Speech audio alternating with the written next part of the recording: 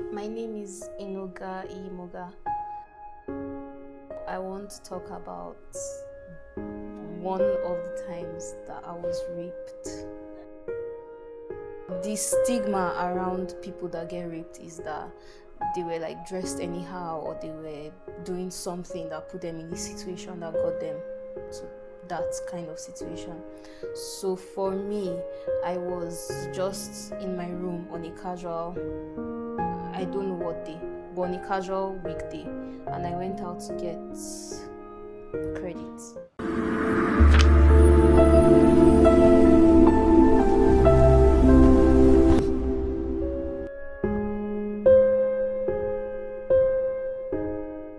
My name is Inoga.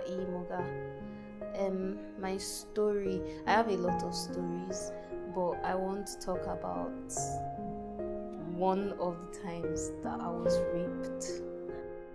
So I was in university, and the stigma around people that get raped is that they were like dressed anyhow, or they were doing something that put them in the situation that got them to that kind of situation. So for me, I was just in my room on a casual, I don't know what day, but on a casual weekday, and I went out to get credit. And then when I went to the shop, on my way back, I was dressed very I was even wearing jalabia because my school was in Jos.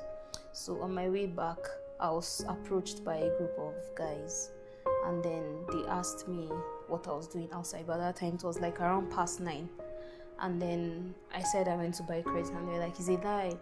All these girls in this area," they called the name of the area, they're like, "All these girls in this area, we know the kind of people you are." And then next thing I knew, someone slapped me from behind, and then I saw myself on the floor. And because of previous experiences, I couldn't even fight back. It was a group of 5 guys. I couldn't even fight back. And then they, one after the other, they decided to do nasty things. So after that day, I didn't tell anybody, and it lasted like 2 months before I told one person. I told my boyfriend at the time, and then he was like, Inoga, who will believe that somebody will rape you? And that was very, very heartbreaking. But before I even told anybody, I went to the clinic to check myself, and I didn't find anything, and I wasn't pregnant, and I was happy. So after he said that, it was very depressing. I couldn't tell anybody, I couldn't tell my parents, but somehow I ended up leaving Jos. And they asked me why I left Jos, and I lied about it. I didn't tell them about the rape story. So in the new school I was in, I had to deal with a lot of depressive episodes until they sent me to a counselor, and I was able to talk about it, and the counselor told me to talk more about it because I kept it in for too long. I kept it in for 4 years before I was able to talk about it. And when I started to talk about it, I started to talk about it a lot, and then it became too much talking about rape. Like I became a Twitter advocate against rape, and like every minute, if a guy should just say hi to a girl, I'll be like, "Oh, you want to go and rape her?" Yeah, so I became that kind of person. So other than that, like in my personal life, I always used to like fight with who I believed in, God. And I always feel like, okay, I'm someone who parties and drinks and gets really, really drunk and wasted. So I was like, okay, why didn't this thing happen to me during one of those episodes? Why did it happen to me when I was just living my life on a casual day? So I was fighting with God about that.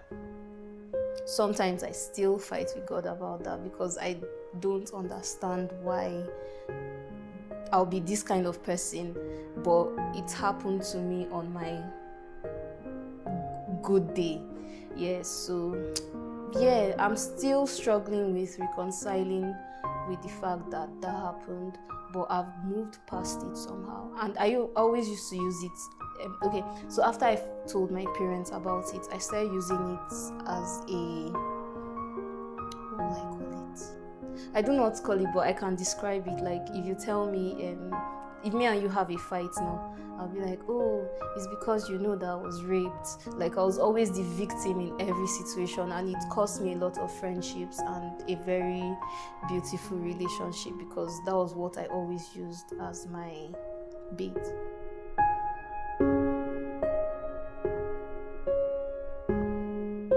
I would advise people to talk to anyone that they feel comfortable with, because I kept it in for too long and it made me to just start hating people. I hated people a lot, male or female. I just hated people because I always used to see people judge people for being in that kind of situation. And I feel like my journey with God is something else. Like it's not supposed to be in this thing, but talk to God as well. I really don't want to bring God into this, but talk to God as well. Reconcile with God. Don't beef God. He has nothing to do with it. Humans are just humans, so.